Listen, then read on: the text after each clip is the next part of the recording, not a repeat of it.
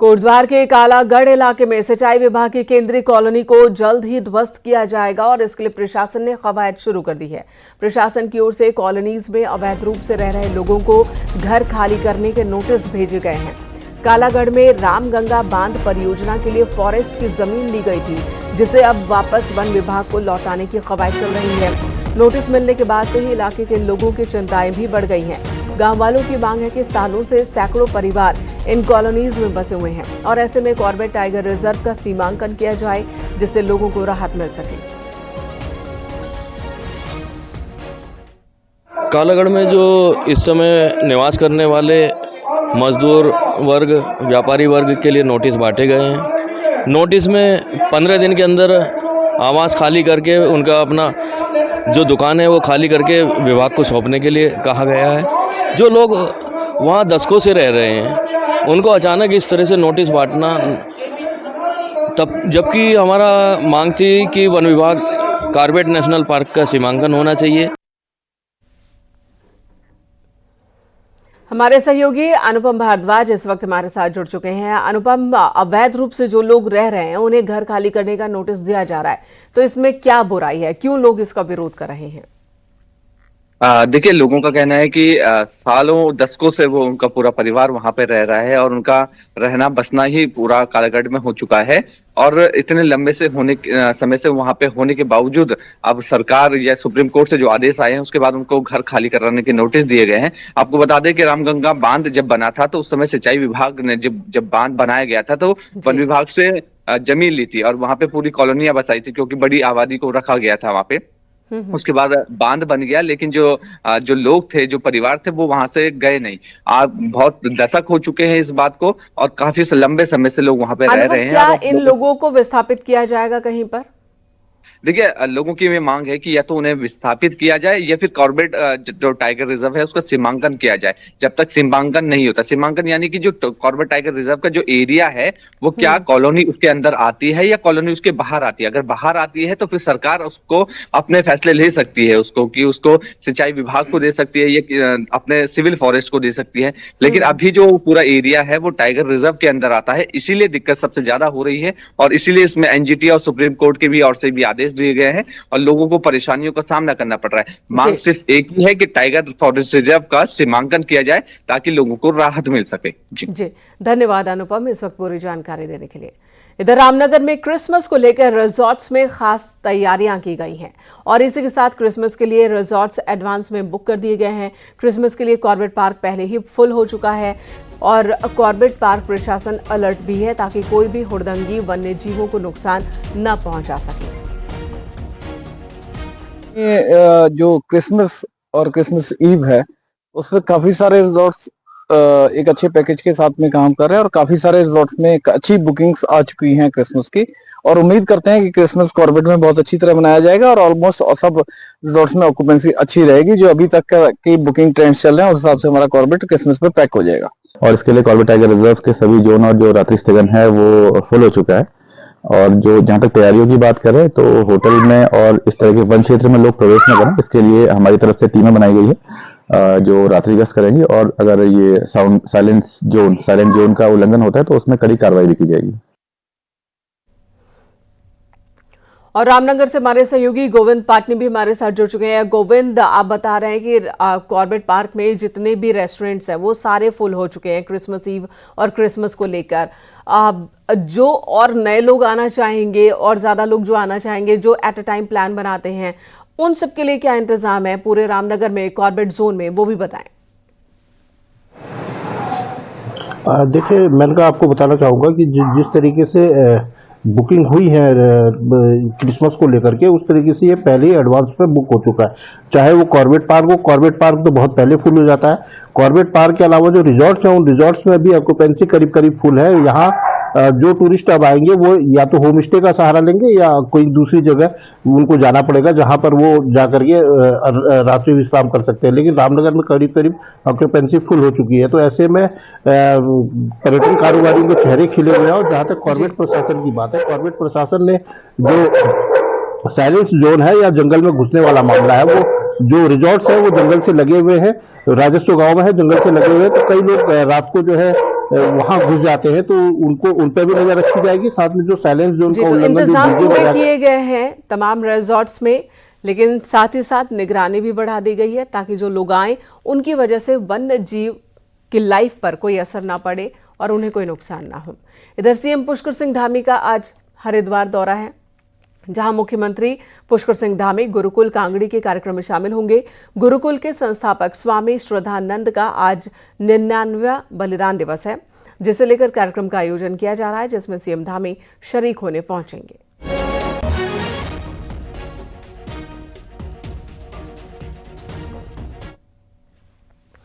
CM Dhami ने रविवार को हरिद्वार विधायक मदन कौशिक से मुलाकात की और इस दौरान हरिद्वार ऋषिकेश गंगा कॉरिडोर को आगामी 25 सालों की आवश्यकताओं को ध्यान में रखते हुए विकसित किए जाने पर चर्चा हुई।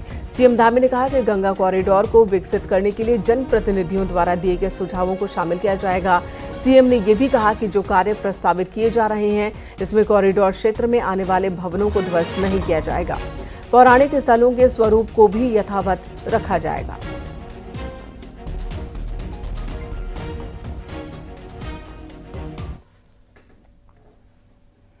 बीजेपी ऑब्जर्वर प्रत्याशियों का एक पैनल बनाकर लौट आए हैं। अधिकांश पैनल में जो नाम सुझाए गए हैं उनमें उम्र दराज नेता ना के बराबर है, यानी कि अब निकायों में भी यूथ का दबदबा नजर आने वाला है। और इसी पर दिखाते हैं आपको ये रिपोर्ट।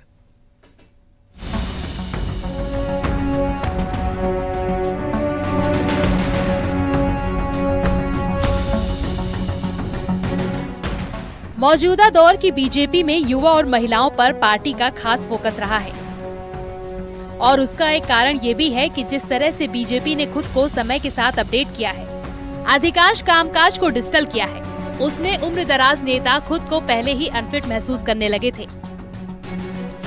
आम चुनाव से लेकर विधानसभा चुनाव में जो पैटर्न नजर आता है, उसमें युवाओं को तरजीह ज्यादा दी गई है। अब निकाय चुनाव में भी कुछ यही देखने को मिल रहा है। पार्टी ऑब्जर्वर्स ने जो नाम का पैनल सुझाया है, उसमें कोई 60 साल उम्र वाला प्रत्याशी आपको देखने को नहीं मिलेगा।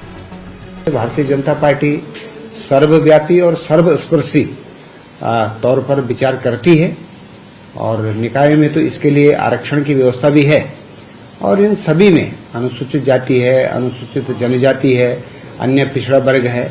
इसमें महिलाओं के साथ साथ में युवाओं को भी निश्चित रूप से नई जनरेशन को लाने की भारतीय जनता पार्टी की रणनीति रहती है। कार्यकर्ताओं की राय जानना और कार्यकर्ताओं की राय के माध्यम से कैंडिडेट का चुनाव करना, क्योंकि भारतीय जनता पार्टी एक लोकतांत्रिक प्रक्रिया को अपनाकर अपने कैंडिडेट का चयन करती है। उसी प्रक्रिया को अपनाते हुए हमारे पर्यवेक्षक प्रत्येक निकाय के अंदर जा रहे हैं और निकाय से राय शुमारी करने के बाद वो प्रदेश को देंगे और प्रदेश के स्तर पर तय होगा कि कौन हमारा जिताऊ कैंडिडेट है, कार्यकर्ता किसको चाहते हैं, वो हमारा कैंडिडेट रहने वाला है। दूसरी ओर निकायों में कांग्रेस भी कमोबेश इसी लाइन पर आगे बढ़ रही है। ये बात अलग है कि कई जगह पार्टी को दमदार कैंडिडेट खोजे नहीं मिल रहे, लेकिन दावेदारों के जो नाम आ रहे हैं उनमें यूथ की भरमार है। तो इसी क्रम में जो है निकाय चुनाव हो, पंचायत चुनाव हो, इसमें भी जो कांग्रेस पार्टी है वो यूथ, वो युवा जो पार्टी के संघर्ष में पार्टी के साथ खड़ा रहा है पिछले कुछ सालों से और पार्टी की विचारधारा को आगे बढ़ाने का कार्य कर रहा है, उसके साथ पार्टी खड़ी रहेगी। आपने देखा विधानसभा चुनाव में भी पार्टी ने युवाओं को टिकट देने का कार्य किया। अब इसे बदले दौर की सियासत कहें या डिजिटल युग में पार्टियों की मजबूरी, पैटर्न बताता है कि राजनीति की रेस में अब उम्र दराज नेता पीछे छूटते जा रहे हैं। निकाय चुनाव में भी कुछ यही तस्वीर बनने वाली है। न्यूज़ 18 के लिए देहरादून से सुनील नप्रभात की रिपोर्ट। उत्तराखंड में 28 जनवरी से राष्ट्रीय खेल होने हैं, लेकिन इन खेलों के लिए जो मैदान तैयार किए जा रहे हैं वो लगातार सवालों के घेरे में है। ऐसा ही एक एथलीट ट्रैक है देहरादून के स्पोर्ट्स कॉलेज में, जिस पर अभी तक करोड़ों खर्च हो चुका है, लेकिन ट्रैक का काम अब भी पूरा नहीं हुआ। यह है राजधानी देहरादून का एथलीट ट्रैक, जिसे साल 2016 से 17 में करीब 14 करोड़ रुपए की लागत से तैयार किया गया था और फिर इस ट्रैक पर 2 करोड़ से ज्यादा रुपए खर्च कर इस ट्रैक की मेंटेनेंस साल 2022 में की गई। लेकिन मेंटेनेंस पर लाखों उड़ाने के 2 साल बाद जब ओलंपिक संघ ने ट्रैक को ही मानकों के खिलाफ बताया, तो एक बार फिर करीब 14 करोड़ की लागत से पुराना ट्रैक उखाड़कर नया ट्रैक तैयार किया जा रहा है, जिस पर अब सवाल उठने लगे हैं। ये खुलासा आरटीआई से मिली जानकारी के बाद सामने आया है कि 2016-17 में स्पोर्ट्स कॉलेज देहरादून में लगभग 14 से 15 करोड़ की लागत का एक एथलेटिक्स ट्रैक बना, जिसकी की वैसे उम्र 10 साल होती है, लेकिन फिर भी अब किन कारणों से 2022 में इसका पुनर्निर्माण हुआ। लगभग उतनी ही राशि या उससे ऊपर की राशि इस पे लगाई गई। तो 2023 के बाद 24 में आज वो एथलेटिक्स का दोबारा निर्माण हो रहा है। ये क्या बोलते हैं, उतनी लागत से 14 करोड़ की लागत से दोबारा निर्माण हो रहा है। वही मामले में विशेष प्रमुख सचिव खेल अमित सिन्हा का कहना है कि ये बात सही है कि 2 साल पहले मेंटेनेंस हुआ था, लेकिन नेशनल गेम्स को देखते हुए पूरा ट्रैक नया तैयार हो रहा है। देखिए, मैं बताता हूँ, कई बार आपने देखा होगा, कई बार जैसे मेरे घर में मानो छोटा कोई काम हुआ तो मैंने उस घर पे पुताई कर दी, वो काम पूरा हो गया। लेकिन अब ऐसा समय आ गया है कि मुझे घर की पूरी समीक्षा करानी है, तो उसमें मैं घर की नींव जो हिल रही थी, जिसको कल मैंने पुताई करके ठीक किया था, अब मैं उस नींव को ठीक कर रहा हूँ। तो ये वो स्थिति है और ये बहुत जरूरी है। नेशनल गेम चूंकि ये महापर्व है, यानी विभाग आज भी ट्रैक पर खर्च किए गए बजट को सही ठहरा रहा है और मामले में किसी भी एजेंसी की कमी नहीं जता रहा। जबकि जिस ट्रैक को केवल 14 करोड़ की लागत से तैयार होना था, उसमें करीब 32 करोड़ रुपए अभी तक लग चुके हैं और ट्रैक पर काम आज भी अधूरा है, जबकि नेशनल गेम्स के लिए समय बहुत कम बचा है। न्यूज़ 18 के लिए देहरादून से सत्येंद्र वर्तवाल की रिपोर्ट।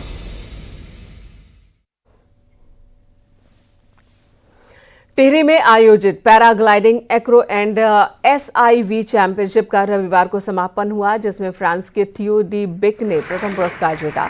पर्यटन विभाग की ओर से आयोजित 19 दिसंबर से इस चैंपियनशिप की शुरुआत हुई थी। देश विदेश से तकरीबन 210 पैराग्लाइडर्स ने हिस्सा लिया और टिहरी झील के ऊपर हवा में कलाबाजी की। पायलट की ने कुठा और प्रतापनगर से फ्लाई की और टिहरी झील के पास लैंड किया। में लगातार दूसरी साल इंटरनेशनल एक्रो पैराग्लाइडिंग फेस्टिवल का आयोजन किया गया, जिसका समापन है और इसमें विभिन्न राज्यों से ही नहीं, विभिन्न देशों से भी एक्सपर्ट पायलट्स ने पार्टिसिपेट किया है और उनके द्वारा बताया गया है कि यहाँ का जो ज्योग्राफी है, जो यहाँ के पहाड़ हैं और जो पानी के ऊपर या आसपास जो एरिया है, विंड है, वो सारी एकदम अप्रोप्रिएट है, बहुत ही अच्छी है। Paragliding top international paragliding site है जो अभी दुनिया को पता चली है, इंटरनेशनल पायलटों के द्वारा भी सभी को पता लगेगी।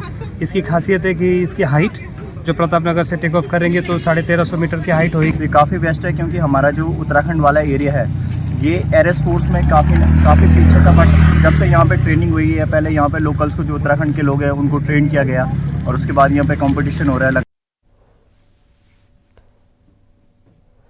वाटर एडवेंचर का शौक रखने वाले सैलानियों को अब गोवा जैसी फैसिलिटी टिहरी झील में मिलने वाली है। वाटर एडवेंचर स्पोर्ट्स के साथ ही अब क्रूज बोट का भी झील में संचालन शुरू होने वाला है। देखिए ये रिपोर्ट।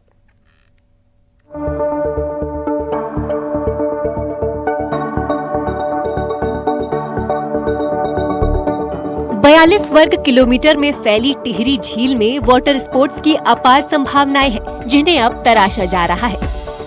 टिहरी झील में 2016 में 4 बोट से शुरू हुई बोटिंग में अब करीब 100 से अधिक बोट संचालित हो रही हैं। वहीं अब जेट स्की, स्पीड बोट, जेटोवेटर, पैरासीलिंग जैसी एक्टिविटी शुरू होने से दूर दराज से पर्यटक लहरों के रोमांच का लुत्फ उठाने टिहरी झील पहुंच रहे हैं। टिहरी झील में फ्लोटिंग हट्स भी पर्यटकों के अट्रैक्शन का पॉइंट है, तो अब गोवा की तर्ज पर क्रूज बोट भी टिहरी झील में संचालित होने वाली है, जो अपने आप में एक अलग तरह का रोमांच होगा। अब गोवा जैसी वाटर एडवेंचर स्पोर्ट्स एक्टिविटी और क्रूज बोट का रोमांच पर्यटकों को टिहरी झील में ही मिलेगा। टिहरी में वाटर स्पोर्ट्स का काफ़ी सालों से यहाँ पे काम चल रहे हैं, लेकिन अब दिन प्रतिदिन यहाँ पे नई नई एक्टिविटीज़ आ रही हैं। जैसे हमारे पास में पहले से फ्लोटिंग हट तो यहाँ पे पहले से निर्मित थी, इसके अलावा यहाँ पे क्रूज बोट भी आ गई है जो अभी 12 कमरों की है। इसके अलावा 2 क्रूज बोट और इसमें आनी है, अभी बाकी है। इसके बाद फ्लाई बोर्ड हो गया और जो वाटर स्पोर्ट्स की अदर एक्टिविटी है, नई नई एक्टिविटीज़ यहाँ पे आ रही है। टिहरी झील में वाटर स्पोर्ट्स चैंपियनशिप का भी आयोजन किया गया, जिसमें देश विदेश के वाटर स्पोर्ट्स के खिलाड़ी टिहरी झील पहुंचे। वहीं स्थानीय बोट मालिकों का भी मानना है कि क्रूज बोट के संचालन से टिहरी झील में पर्यटन बढ़ेगा। जब यहाँ पे पैरासेलिंग एक्टिविटी आई तो यहाँ काम बढ़ा, जब यहाँ पे फ्लोटिंग हट बने तो यहाँ काम बना। ऐसे ही जैसे ये क्रूज यहाँ पे संचालित होगा तो जो चीज़ें लोगों को यहाँ से गोवा में जाने में, लोग क्रूज में जाने का मज़ा लेते थे, पानी के ऊपर एक अपना रहना और इंजॉय करना, ये सारी चीज़ें जो लोग गोवा में यहाँ से इतनी महंगी महंगी टिकट करके लोग गोवा जाते थे, वो अब आपको टिहरी में मिलने वाला है। तो अभी हमारी क्रूज बोट भी आई है जिसके लिए लोग गोवा जाते हैं, दाएं बाएं कहीं भी जाते हैं, जो कि हमारे पास ही है अभी। और मैं तो उम्मीद ये करूँगा कि कहीं ना कहीं जो है पर्यटक का भी बढ़ावा लगातार बढ़ ही रहा है और एक ही अपना जो है पर्यटक हब भी बनने वाला है। वाटर एडवेंचर स्पोर्ट्स का हब बन चुकी टिहरी झील अब विश्व मानचित्र पर अपनी अलग पहचान बना रही है। गोवा की तर्ज पर जहां टिहरी झील में पर्यटकों को फैसिलिटी मिल रही है, वहीं स्थानीय लोगों का भी रोजगार बढ़ रहा है और भविष्य में वाटर के साथ यहां एरो और लैंड एडवेंचर स्पोर्ट्स को भी बढ़ावा दिए जाने की योजना है। न्यूज़ 18 के लिए टिहरी से सौरभ सिंह की रिपोर्ट।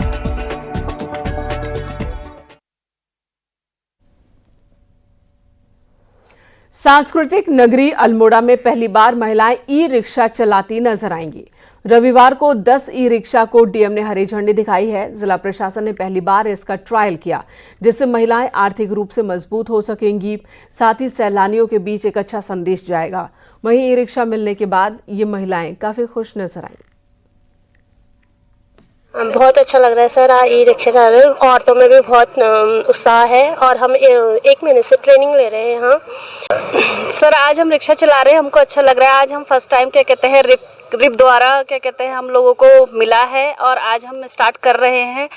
तो हमारे सीडीओ साहब के उसमें जो है इसको ई रिक्शे का ये हुआ कि निर्णय लिया जाए और जो हमारी रीप योजना है या न्यू रिलम है, दोनों का जो है हम लोगों ने लिया और इन महिलाओं 17 महिलाएं हैं हमारी, इनकी हम लोगों ने ट्रेनिंग कराई। आईटीबीपी में भी इनकी 1 सप्ताह की ट्रेनिंग हुई, आईटीबीपी ने ट्रेनिंग कराई और अभी इनको ट्रायल के तौर पे हम लोग निकाल रहे हैं। पहाड़ों पर कड़ाके की ठंड पड़ रही है। ऊंचाई वाले इलाकों में पानी के झरने जम गए हैं और शीत लहर की वजह से ठिठुरन बढ़ गई है।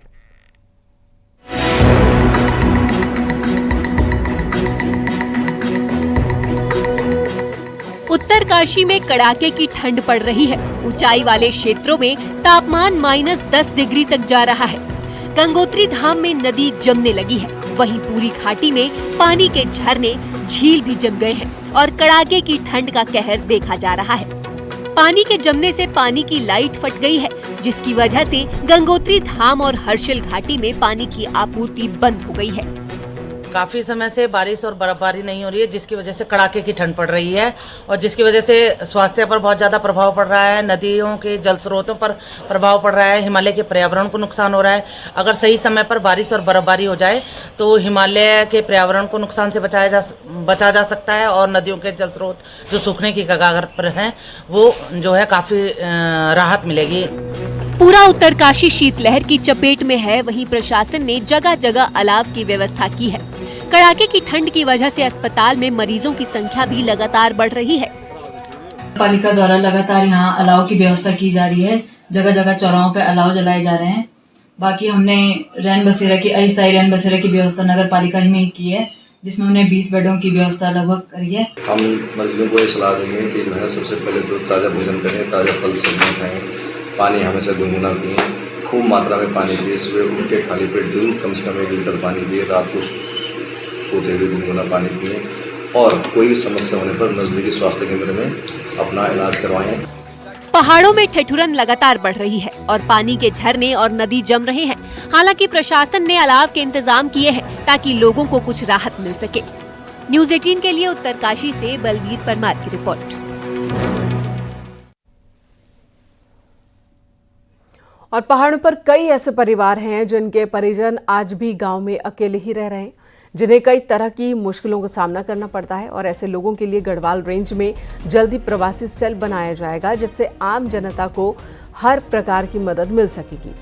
इस सेल में दूसरी जगह नौकरी कर रहे लोग अपनी समस्या बताएंगे, जिसके बाद निकटतम थाना चौकी पुलिस उसके गांव पहुंचकर समस्या का समाधान करेंगे। इस सेल में मेडिकल की दिक्कतों का भी समाधान किया जाएगा। शीलता है अपने प्रवासी भाई बहनों के लिए कि उनको एक निश्चित रूप से एक बिना कोई चिंता के वो अपना काम कर सकें। और यहाँ पे पुलिस है, प्रशासन है, गवर्नमेंट है जो उनके परिजनों का यहाँ पे ख्याल रख सके।